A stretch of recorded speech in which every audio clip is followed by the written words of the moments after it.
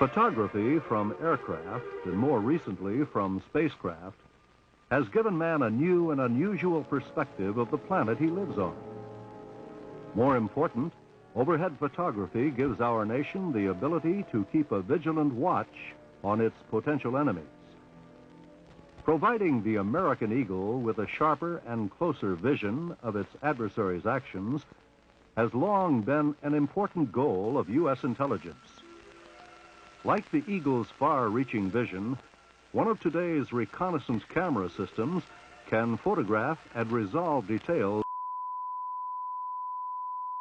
from nearly 100 miles in space. It was a giant step forward in photographic technology. How this unique and unprecedented capability was achieved, how it helps to keep America informed, is the story you are about to see. A history of how this new and penetrating vision was given to Gambit, the eye of the eagle.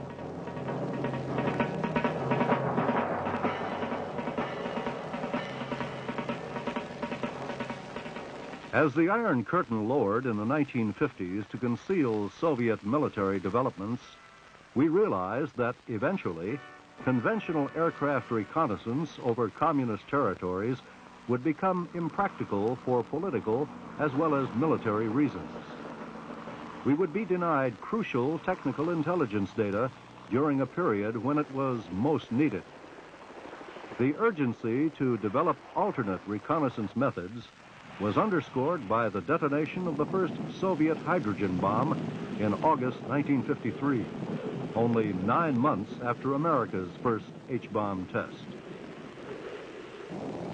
After that, it became extremely important to monitor Soviet progress in nuclear-armed intercontinental range ballistic missile systems.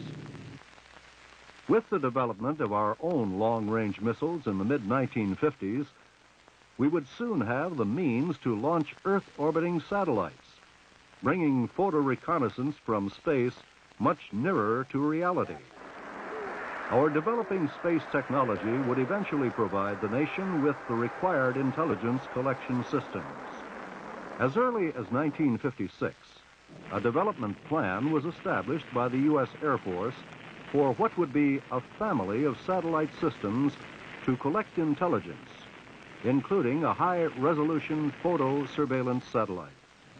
The Soviet launch of Sputnik 1 in October 1957 burst upon the world with an impact seldom achieved by any single event. We in the United States were quick to recognize the implications of Sputnik. This exhibition of Soviet rocket technology proved that they too possessed an intercontinental delivery system for thermonuclear weapons. For U.S. intelligence, the gathering of detailed data on this new and awesome threat became a task of the highest priority. During the 1950s, the high-flying U-2 spy plane, as the news media called it, provided much valuable intelligence data on an interim basis. However, as our need for information grew, so too did the lengths of these flights over the Soviet Union, culminating in the disastrous flight of pilot Francis Gary Powers during the first attempt to make a one-way traverse of Soviet territory in 1960. After that incident, President Eisenhower ordered there be no more aircraft overflights of the Soviet Union. However, that well-publicized event gave added impetus to the development of photo reconnaissance satellites. Under the cover of program WS-117L, the Air Force launched and operated Corona, a joint CIA-Air Force satellite program for wide area search. Corona depended on physical recovery of its film payload, which would not be achieved until August 1960.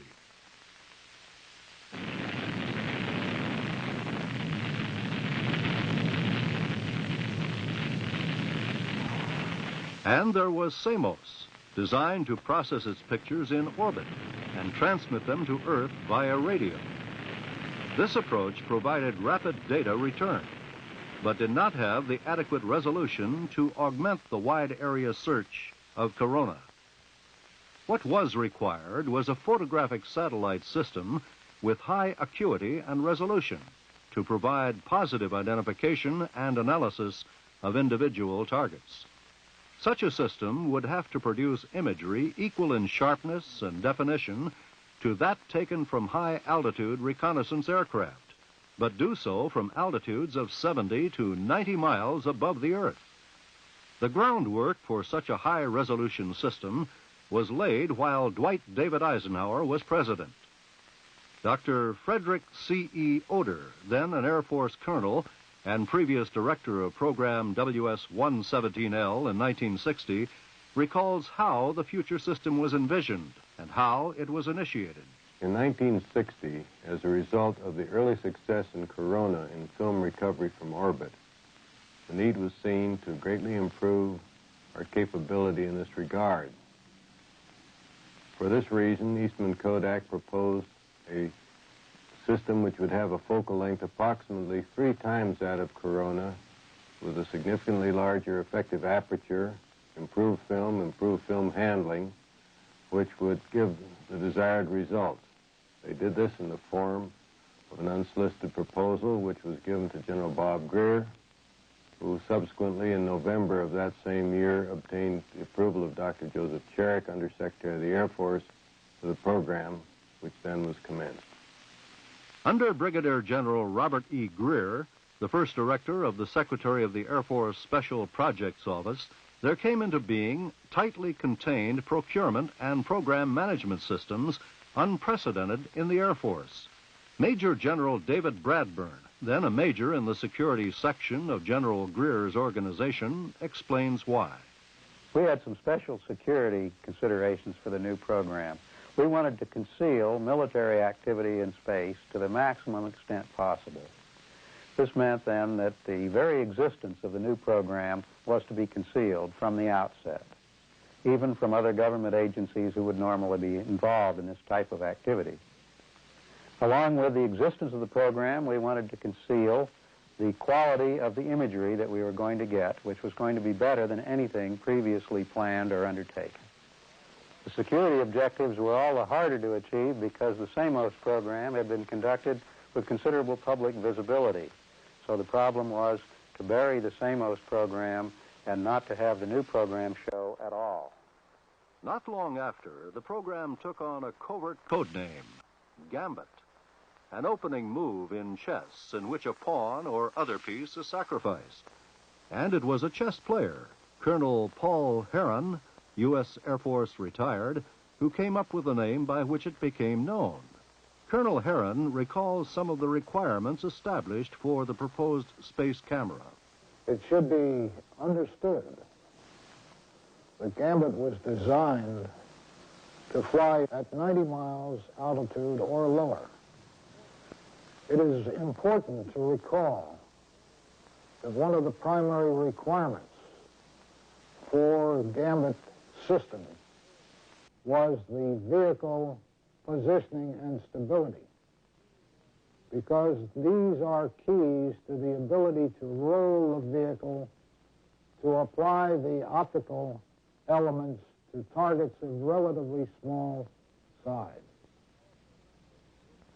It is almost needless to call your attention to the fact that no matter how successful Gambit was in orbit, only true success could come through recovery of the final photographic tape.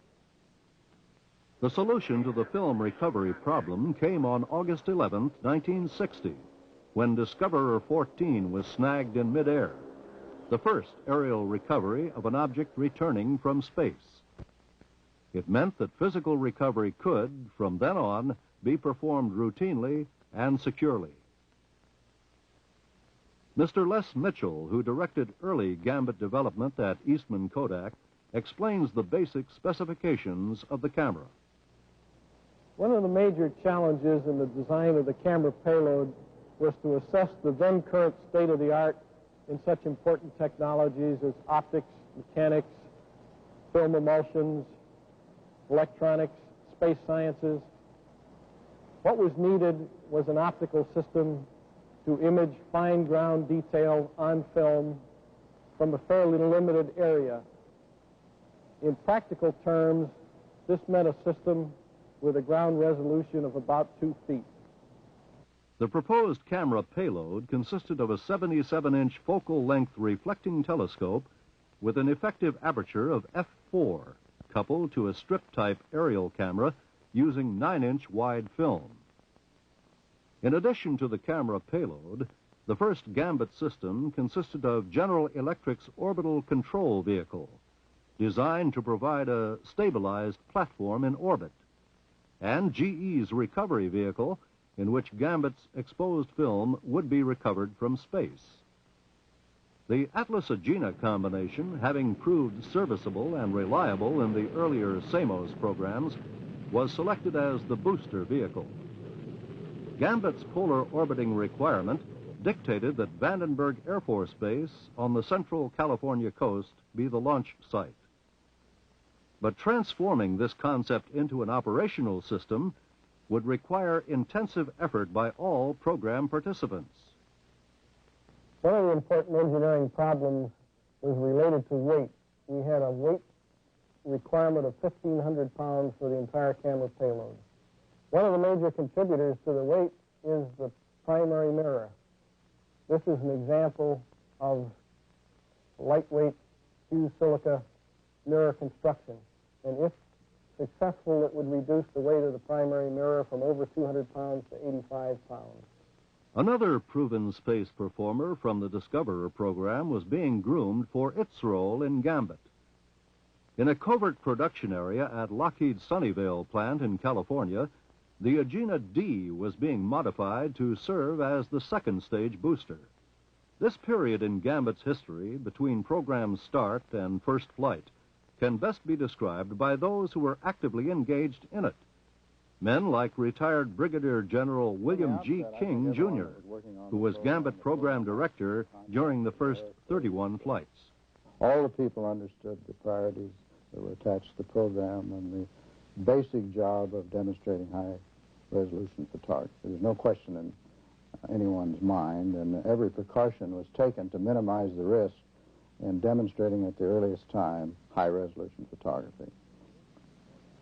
Certain provisions were made to the hardware to minimize the risk and assure that high-resolution photography was returned at the earliest time, therefore to demonstrate that we could indeed perform high-resolution photography from space. Therefore, if we did have failure of the basic stabilization system, we could return the photography from orbit. No one misunderstood what John Greer had said when he said, get one good picture as early as you can. For a program destined to achieve success far beyond normal expectations, Gambit had a decidedly negative start on the launch pad on the 11th of May, 1963. In preparation for the initial launch, we were performing a standard procedure of a dual propellant loading of both the Atlas booster and the Agena vehicle. During this procedure, we did lose pressurization of the Atlas, and in the case of the Atlas, there is no structural integrity maintained if you do not have pressure. So during the procedure, the Agena and the orbital control vehicle and the engineering payload was unceremoniously dumped into the fire bucket of the launch pad.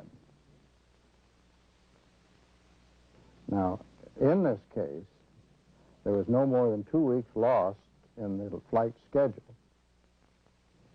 I think this is indicative of the preparation and the planning and the resources that were applied to being sure that high-resolution photography was obtained at the earliest possible time. By July 12th, the first Gambit system was in the final countdown. After 3 holds for technical reasons, the long-awaited liftoff came at 13:44 hours Pacific Daylight Time.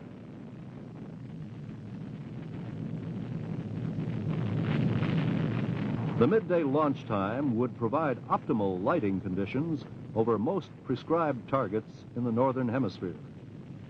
All phases of powered flight proceeded normally to insert the satellite in the prescribed polar orbit.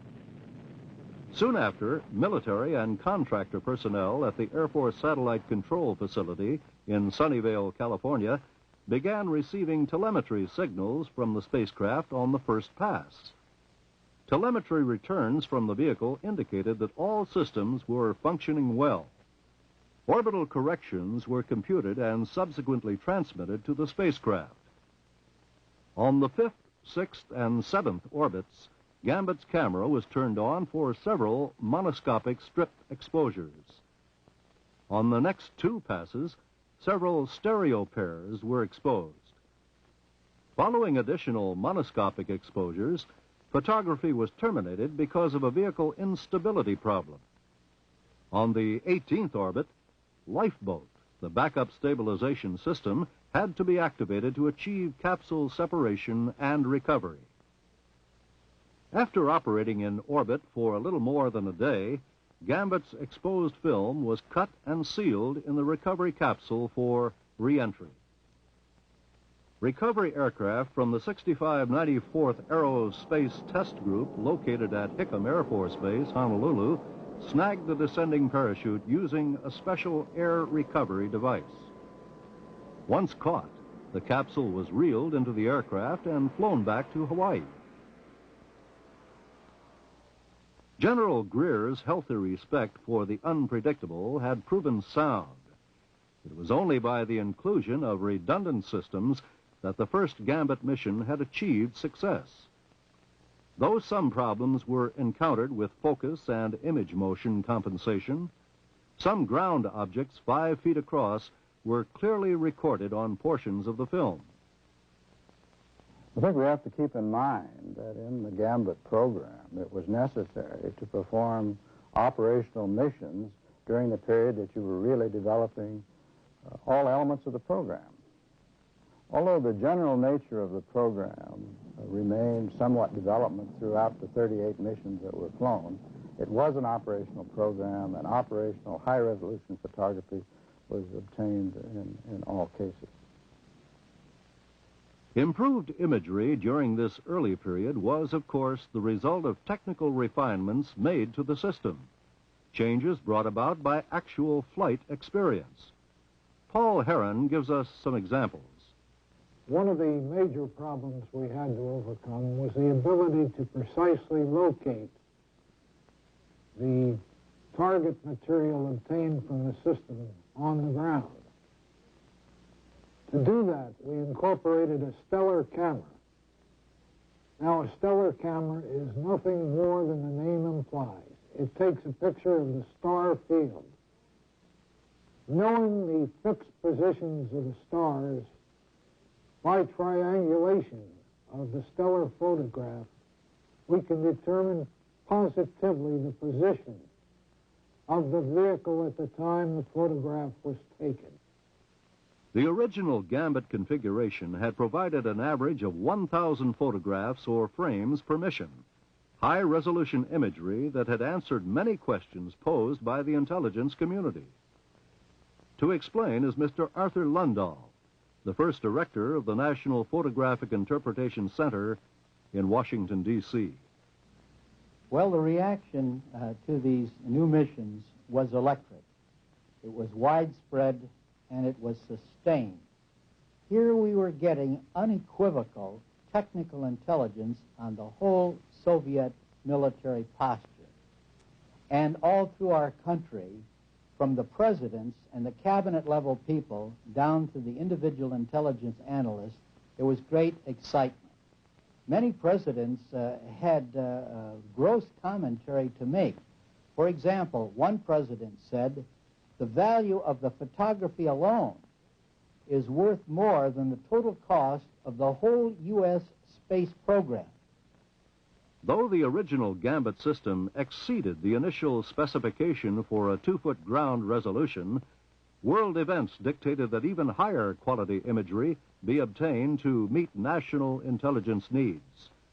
General King describes for us the proposed specifications and procedures formulated in 1964 for such a new system to fulfill these requirements.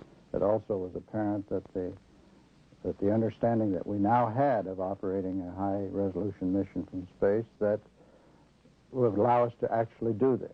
And so there was an advanced program introduced which would provide a Eastman longer focal length camera. It would allow us to use the now clearly demonstrated stable Agena as a basic stabilization platform. A more powerful booster, the Titan 3B, had now become available, and we could provide the weight on orbit that we needed. And particularly, we could minimize the risk of returning the photography from orbit by using the now clearly demonstrated General Electric recovery vehicle. Mr. Les Mitchell describes the major optical improvements which became operational in 1966. The advanced Gambit camera payload is 5 feet in diameter. The weight budget is 3,400 pounds, and that includes the external skin and structure.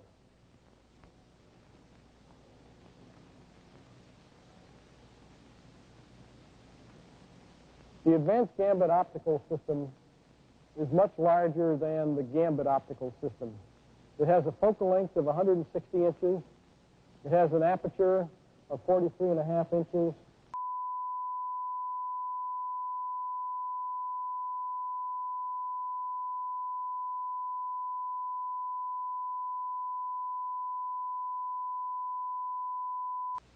The advanced Gambit system also called for improvements to the Agena upper stage.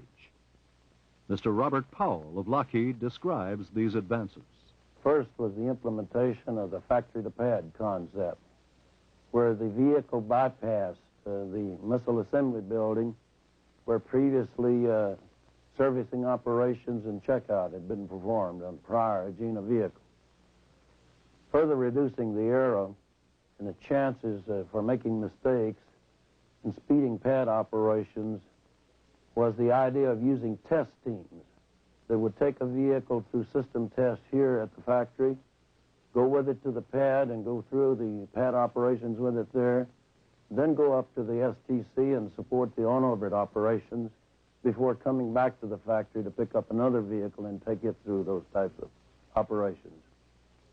Another first was program integrated acceptance testing, which significantly shortened the time at the Vandenberg launch base.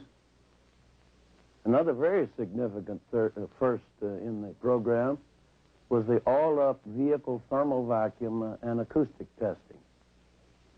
Finally, and most important, was the simple concept of using an interface suction between the payload and the Agena vehicle, and this became known as the roll joint, which will be discussed in more detail by Larry Jenkins. A key element of the advanced Gambit design was to maintain Earth orientation while at the same time providing the versatility and agility of the payload to sweep to various places on the Earth's surface. That was accomplished by use of a roll joint, where the motion of the payload was compensated by a counter-rotating wheel inside the vehicle. This provided the tremendous versatility to acquire the rather dramatic coverage of the advanced Gambit system.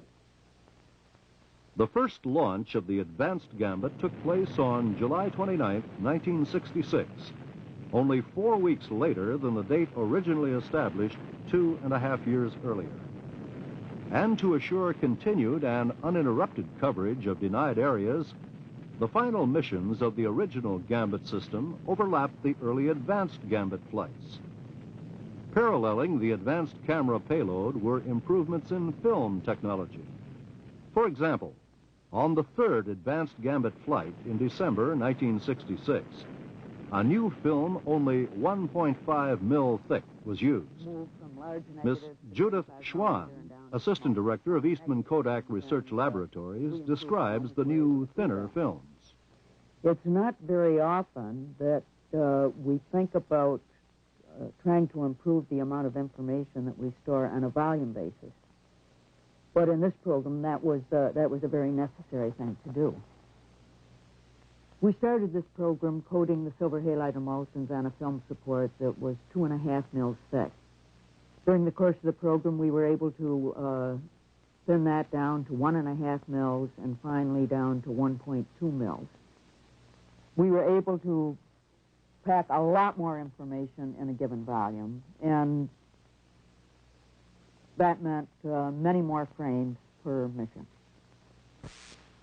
In the late 1960s, while our Apollo lunar exploration program moved confidently toward successful landings on the moon's surface, we acquired first-hand photographic evidence of a catastrophic launch pad accident at the Soviets' J-pad, an event which may have spelled failure for their manned lunar exploration program. In similar fashion, Gambit imagery was giving us detailed data on Soviet ICBM production and deployment. The increasing requirements of our intelligence agencies for coverage of a number of specific targets within Soviet areas gave impetus to continuing improvements. One was the incorporation of dual recovery vehicles, or buckets, starting in August of 1969. Again, Mr. Arthur Lundahl. This meant if there were a crisis in the world, we could cut down one bucket and get the intelligence while it was urgently needed without aborting the mission, and at the same time leave the mission go on and load up the other buckets so that we got full value for dollars spent. It was a huge step forward, and the community truly appreciated what this meant to the collection effort of the United States. As the decade of the 60s drew to a close, the average number of frames per mission had reached about 9,000. Accompanying the continuing increases in coverage were steps taken to further improve image quality. Mr. Les Mitchell details one important advance in optical performance. During the early 70s, another change was the incorporation of the R5 optical system. The change to the R5 optical system increased the focal length from 160 inches to 175 inches. This would increase the image size on the film. Overall, these improvements were expected to considerably improve the ground resolution of the imagery. And in fact, that occurred on the first R5 flight. That flight in August 1971 included other innovations. Retired Air Force Colonel Lee Roberts, a former Gambit program director, explains. During the history of the Gambit program, we made a number of evolutionary changes to the system. And among these were items such as the integrated secondary propulsion system and the hot gas control system. And we did a lot of thermal modifications so that we could fly the vehicle lower, using the rule of thumb that for every mile we got closer to the target, we improved the resolution a tenth of an inch.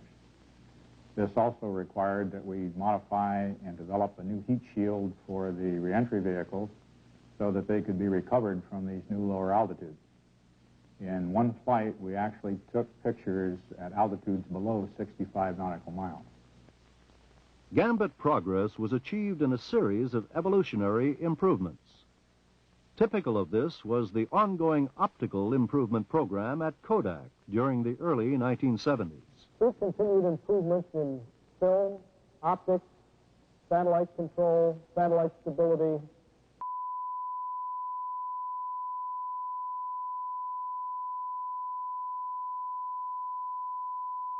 the use of lasers and interferometric testing of optical surfaces was a major factor.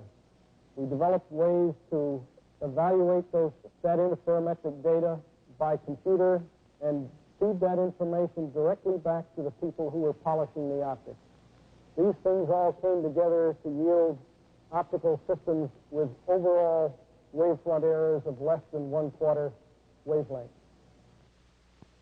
Strict dedication to image quality in manufacture, as well as in field operations, yielded the kind of data required for technical intelligence purposes and treaty verification. The ever-improving image quality pushed the whole U.S. photo reconnaissance effort to the highest state of the art. We were able now to get dimensions on objects beyond anything we had ever been able to do before. And from these real dimensions, we could now tell very, very important things about our would-be adversaries. For example, if we looked in his submarine yards, where submarines were under construction,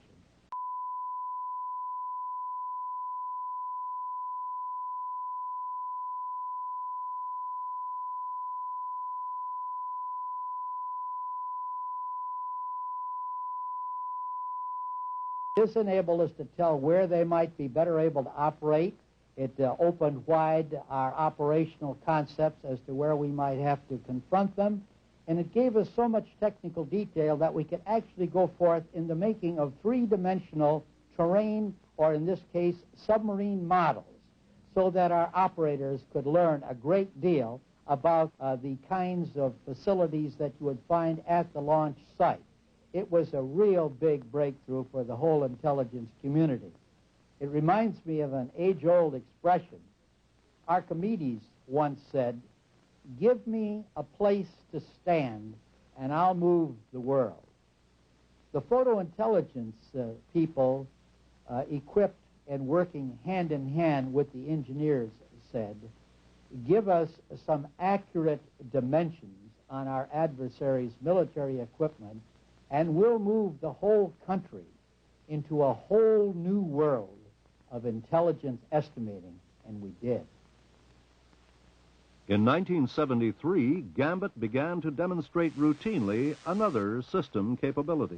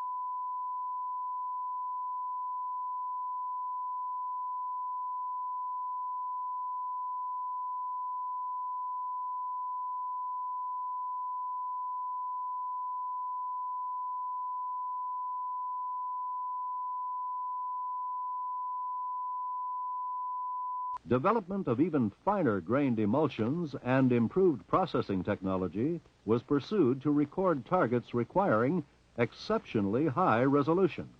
The new emulsions, termed monodispersed, exhibited a finer and more uniform grain structure. This enabled higher magnifications of small areas of Gambit frames to achieve closer examination of target details. And to attain the highest possible resolution from these new films, viscous processing techniques were developed to provide dual gamma imagery that retained deep shadow detail while preventing loss of highlight detail. An appreciation of what current Gambit imagery means is outlined by Mr. John T. Hughes, Deputy Director for Defense Intelligence and Senior Intelligence Advisor to the Director of the Defense Intelligence Agency. High-resolution Gambit imagery has provided the magic catalyst that has helped to demonstrate to U.S. leadership the true nature of Soviet growing capabilities. First, let's talk about Soviet ICBM silo construction and hardness.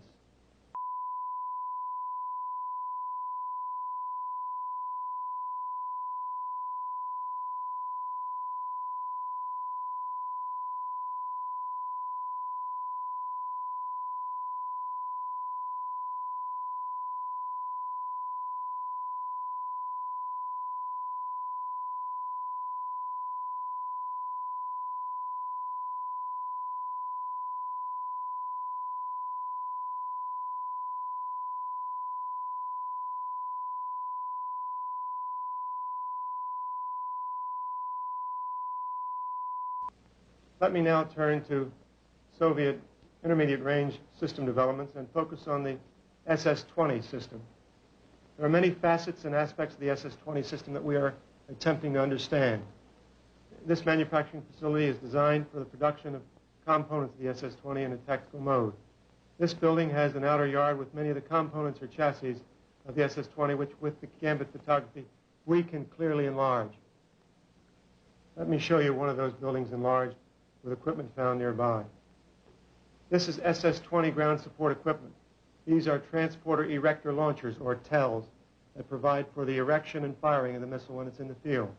So with the satellite photography, we understood the basis for some of the Soviet equipment developments, and they provided the signatures for subsequent identification in the field.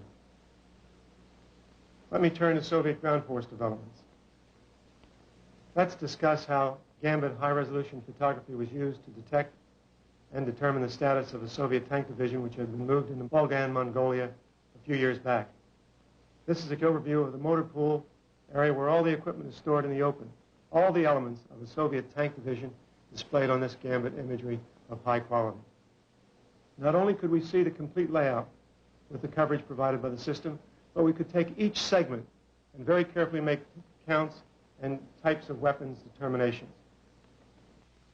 To provide the intelligence community with increased flexibility to attack certain problem targets, a second strip camera sharing the same optics with the standard 9-inch Gambit camera was incorporated. This added 3,000 more feet of film for special tasks. Mr. Tom Hanlon, Gambit program manager at Kodak, explains. In the late 70s, we added the 9x5 camera system, which really means the addition of a 5-inch film system to operate simultaneously with the 9-inch film system. In fact, it can operate simultaneously or independently. Both are redundant. For example, that you can utilize a number of emulsions simultaneously, again, or independently, starting, of course, with the high-resolution, very high-quality black and white film.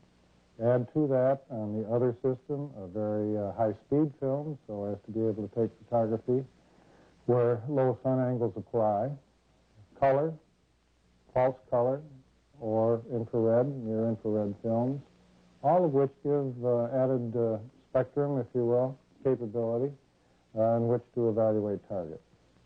Though much emphasis has been placed on the evolution of system hardware in this history, the success of the Gambit system also has depended heavily on the satellite control procedures and techniques evolved by the Air Force industry team. Retired Air Force Colonel Ken Cavanis, at one time Deputy Director of Special Projects at the Sunnyvale Satellite Control Facility, recounts how targetry operations took form. Remember in the early days, the idea was, once we're on orbit, turn the camera on and get as many targets as you can, because we really didn't realize or know how long we were going to be on orbit. 3 to 7 days probably at the maximum. Today, with as many improvements been made, then it became very important to get with the users and find out the unique requirements you really have. What are the targets you really need, and are there anything we can do out here to help you?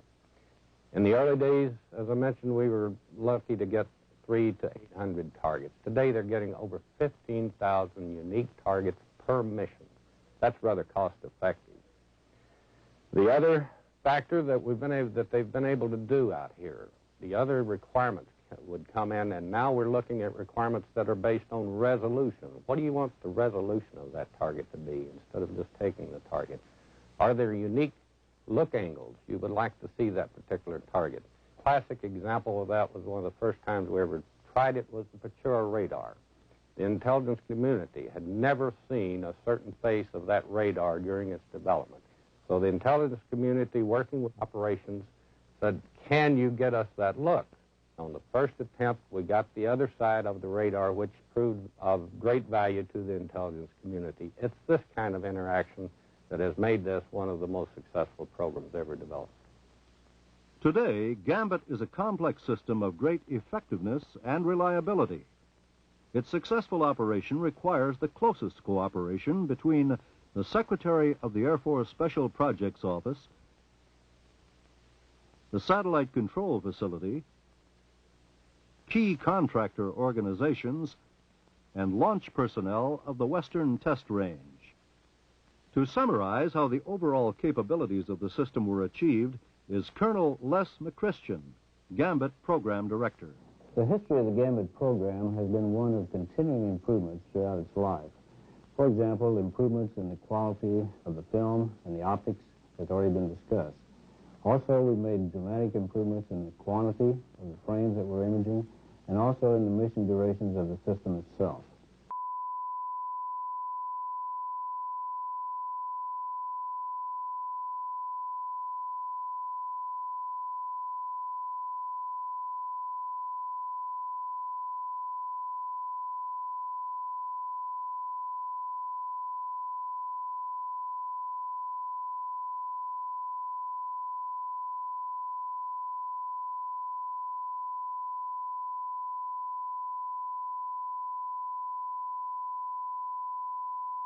In terms of mission duration, we now have a system that is capable of flying up to 120 days mission duration.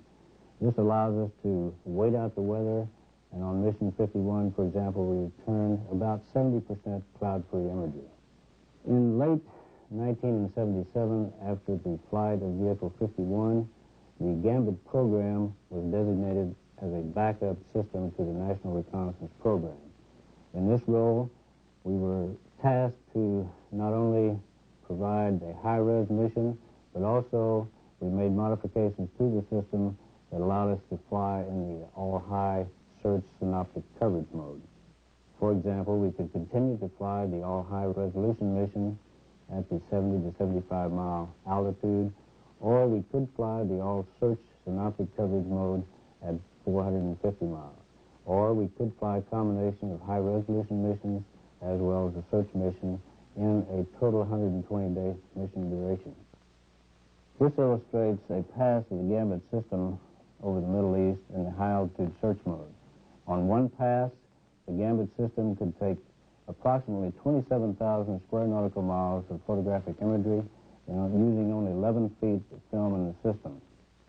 The continuing improvements that have been made to the Gambit program over the years undoubtedly makes Gambit the highest quality, high-resolution photographic system in the world today.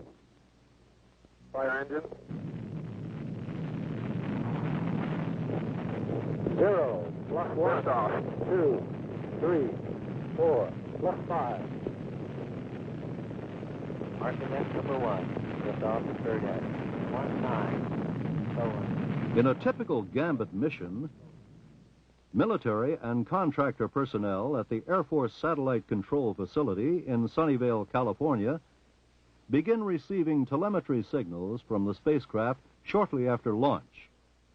Within the first 2 passes over a tracking station, an initial orbit is plotted and appropriate corrections are transmitted to the satellite on a subsequent pass.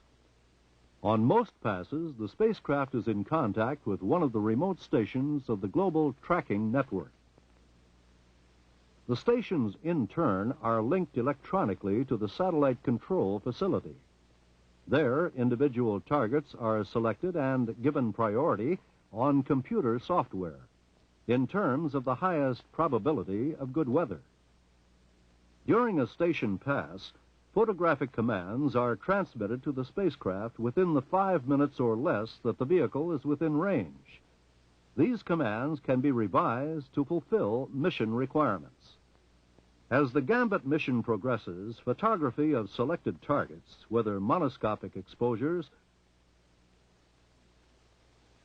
or stereo pairs, is imaged with pinpoint accuracy.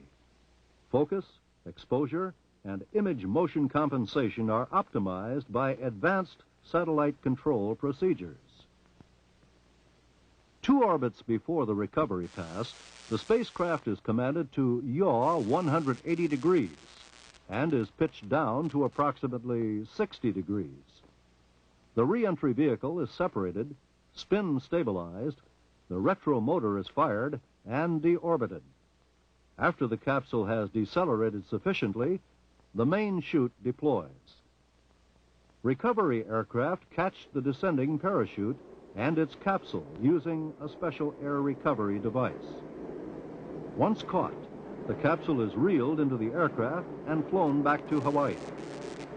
After a swift air journey, the satellite recovery vehicle arrives at the film processing facility. There it is placed in a special holding frame to align it with the pre-splice complex, a device used to rewind the exposed film to the as-flown or heads-out position. During rewinding, the film is carefully inspected for any defects that might create processing problems. Following rewinding, a light-tight cover is placed over the take-up spool dolly for transport to the processor room. Here, processors can develop continuously any length roll of original negative film. The computer-monitored processing cycle consists of 6 steps, starting with a static viscous layer development and ending with film drying. Following processing, duplicates are developed on a viscous processor operating at approximately 100 feet per minute. All critical processing parameters are monitored from a central console area that controls 4 processors. The processing facility maintains a capability of producing thousands of linear feet of quality black and white duplicates each 24-hour day. Duplication is not complete until the product passes physical and photographic quality inspections to assure that optimum print quality has been achieved. Following inspection, copies are shipped to the various intelligence agencies. Subsequently, all original Gambit negatives are sent to Washington, D.C. for permanent archiving at the National Photographic Interpretation Center. The center's director, Mr. R.P. Hazard, offers his evaluation of Gambit imagery. High resolution has been the hallmark of the Gambit system. Here at INPIC, the imaging analyst must examine an image to determine the presence or absence of the item of interest, and once having found it, make a careful analysis to determine its detailed characteristics, to include any changes that might have occurred. During this process, the analyst makes use of a host of reference material, such as previous photography, previous readouts of that photography, handheld photography, and other technical intelligence data. Often the analyst will require that a series of precision measurements be made.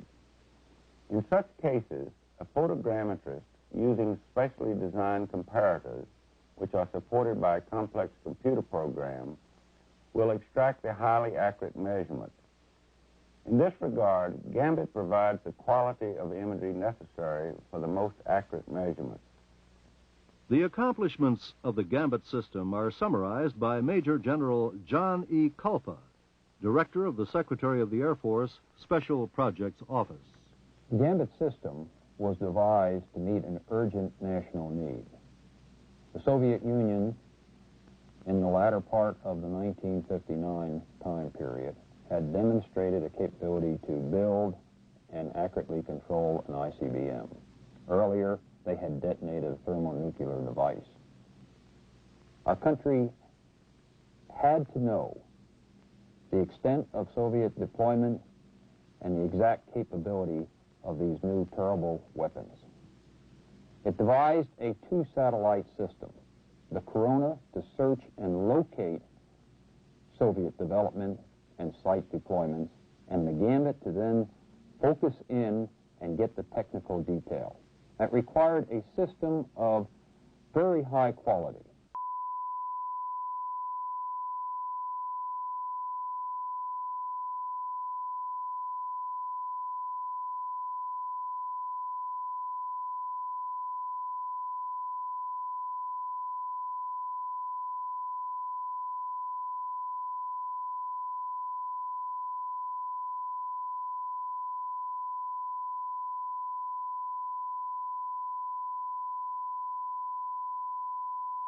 Needless to say, it can photograph a submarine or an aircraft or a tank, tell minor changes, tell improvements, and from accurate mensuration or measurement of distances can derive performance.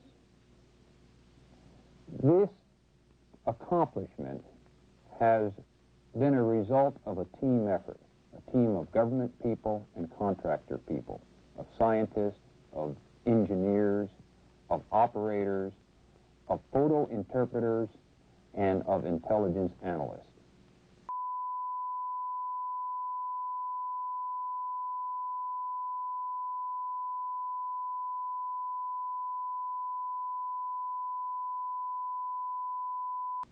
And more recently, we've developed a capability which allows us to fly at higher altitudes, therefore performing a backup search function. Through 2 turbulent decades, Gambit has provided high-quality, reliable, technical information. This information has allowed our country to make some of its most critical decisions, decisions involving our own force structures and performances required, decisions that may influence and have influenced diplomatic moves on the part of our country. And possibly most important, it has allowed us to enter into treaty negotiations with the Soviets because we now had a mechanism to monitor these treaties. In this manner, Gambit has been a most significant contributor to our world stability. As our secret sentry in space, Gambit has provided the clear and constant vigilance our nation has required. The piercing gaze of Gambit has demonstrated once again the preeminence of American space technology. But far more important, as the eye of the eagle, Gambit is helping to guard us from those who would destroy our lives and liberties, contributing immeasurably to the preservation of peace.